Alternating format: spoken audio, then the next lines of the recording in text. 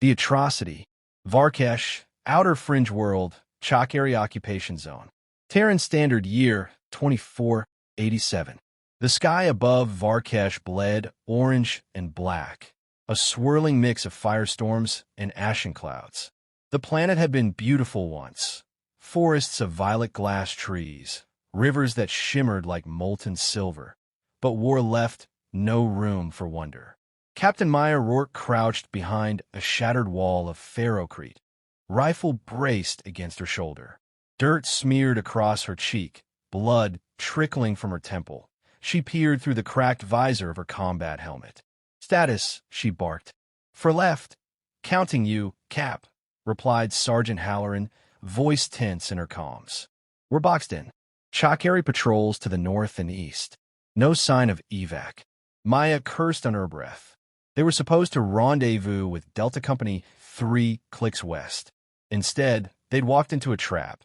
Chakari sensor drones hidden beneath the soil, plasma fire raining down like wrath from the gods. "Hold position. We move on my mark," she said. In the shadowed distance, blue-armored figures slithered through the rubble. Chakari shock troopers. 8 feet tall, sleek and reptilian, with facial plating that shimmered under the dim sun. They moved without sound, their weapons as silent as death. "We're not making it out," whispered Private Kalen Bryce, barely 20, with burns on his arm and fear in his eyes. "They'll kill us." Maya turned, steel in her gaze. "Not if we kill them first." But fate disagreed. Minutes later, 2 orbital gunships screamed overhead, lighting up their position. The concussion blasts knocked Maya unconscious. When she awoke, her hands were bound, her team gone, and the Chakari were already preparing the execution site. Chakari Forward Base, Varkesh. 12 Terran soldiers stood shackled in a line, their uniforms scorched and torn, eyes defiant. Surrounding them were dozens of Chakari warriors, armed and sneering. Commander Threxel of the Chakari Imperium strode before the prisoners. His deep violet armor glinted with blood-enamel sigils of conquest.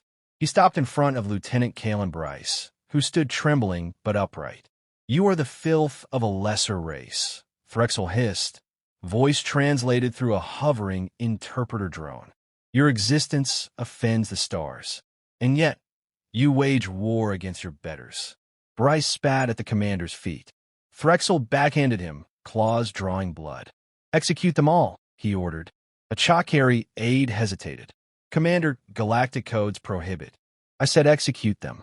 Maya, still stunned and restrained, was forced to her knees. She screamed as the first shot rang out. Bryce died without a sound. Then Halloran. Then the others. She watched each one fall, and something inside her broke. Terran Alliance Command, Varkesh Orbit. The video feed was grainy, intercepted from a Chakari patrol drone by a stealth probe. But it was clear enough. The screams, the gunfire, the executions. General Rivas sat in silence, fists clenched, eyes dark. Around him, the War Council watched in horror. "They recorded it," whispered an officer. "They wanted us to see," Rivas said. "A message, a warning." Maya Rourke stood at the back of the chamber, newly rescued during a daring extraction raid. Her face was blank, but her eyes burned. "We offered them the rules of war," she said coldly. "They answered with murder." There was silence. Then, the Terran Senate issued its reply. The Chakari Imperium had violated the Galactic Prisoner Convention. The Terran Alliance now considered all Chakari combatants outside the protection of those laws. War, once fought with restraint, had changed. 6 days later, Earth. The funerals were broadcast across every Terran colony. Maya stood by the flag-draped caskets, wind tugging at her dress blues. Behind her, rows of grieving families and solemn soldiers stood in silence. A child placed a flower on one of the coffins, Kalen Bryce's. His mother wept. When the ceremony ended, a reporter asked Maya, "Do you believe the Terran response will be enough?" She looked into the camera. "They broke the oldest law. If they think that ends with us mourning, they haven't learned what humans do when our dead cry for justice." Terran Black Site, Mars Orbit. 2 weeks later, in a facility not listed on any map, Maya met with Dr. Arlen Shaw, a specialist in psychological and bioweapon warfare. He handed her a black data chip. "We've never used it," he said. "Not even in the first expansion war.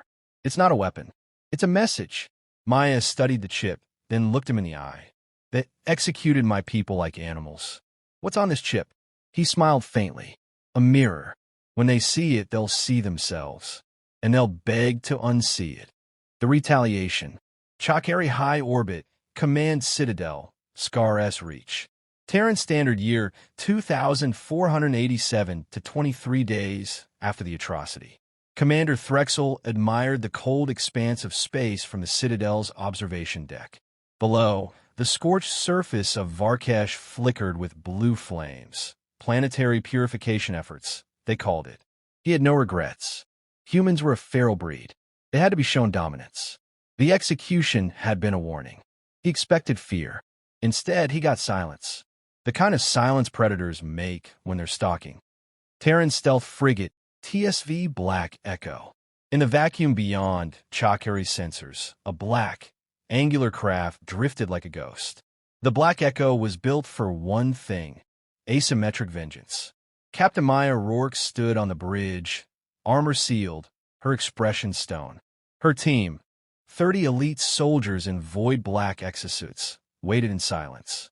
Each bore the patch of the 12 fallen soldiers executed on Varkash. The silence ended with 2 words. "Drop now." The Black Echo decloaked for only 4.2 seconds, just long enough to launch drop pods toward the Chakari Citadel. They were undetected, masked as meteoric debris, until it was far too late. Inside the Chakari Citadel, chaos erupted. Explosions crippled internal defense systems. Chakari scrambled through the halls. Unprepared for the enemy they considered primitive apes.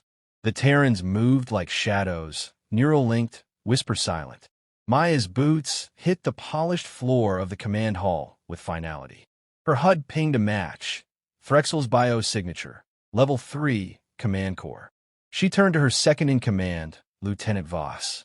"You know the objective." Voss nodded. "Broadcast, then burn it." Command Core, 14 minutes later. Threxel barked orders in desperation. "Find them. Seal the genetic vaults. Activate the countermeasures." The lights flickered. The air changed. Then Maya stepped through the door, rifle lowered, helmet retracted. Her human face, scarred and calm, was more terrifying than any weapon. "Commander Threxel," she said. He reached for his weapon. She shot it from his hand and kicked him to the floor. "You don't get to die yet." She pulled a small projector from her belt and activated the live feed. Across the galactic network, to every allied world, neutral observer, and Chakari territory, a message began to play. A split screen. On one side, the execution of the 12 Terran soldiers. On the other, Maya, standing over the now-defeated Chakari commander. She spoke. "Humanity abides by laws. We treat prisoners with dignity. We mourn our dead in silence. But if you execute our people, we remember." She turned to Threxel. "You killed 12 of ours. Today, we're not killing anyone. We're giving your people a chance to see what you try to bury." Voss activated the virus. Operation Mirror Doctrine. It wasn't a biological plague in the traditional sense. It was worse. The data chip held a neurosensory algorithm, an AI-crafted hallucination protocol tailored to Chakari neural pathways. Originally developed to break prisoners during interrogation, it could now be aerosolized. Across the Citadel, Chakari soldiers collapsed, twitching, screaming. They saw their victims' final moments. They felt them: suffocation, terror, betrayal. Relived through stolen memories extracted from the dead Terrans via battlefield implants. Not death, not war. Empathy. For a species that never evolved it, the overload was unbearable. Transmission to the Galactic Council. The broadcast ended with Maya's voice. "We could have bombed your cities. We could have erased your colonies. But we're human. We don't just punish. We educate. Next time you think about executing our prisoners, remember this. We don't start wars. We end them." Varkash, 1 week later. The Chakari garrison surrendered without another shot fired.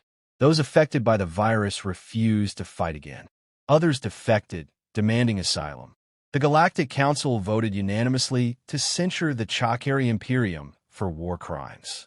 Sanctions followed. Worlds once aligned with the Imperium began pulling away. Humanity, once seen as young and untested, was now regarded with wary respect. They had shown the galaxy what it meant to cross the line, and what it meant when humans drew it back. Epilogue Earth. Maya Rourke declined all medals. She stood at the edge of the Terra Memorial Garden, hands in her coat pockets, gazing at 12 bronze statues. A reporter found her one last time. "Do you think what you did was justice?" She didn't smile. No, justice would have been never needing to do it at all. She turned away, leaving the question and the galaxy to wrestle with the answer.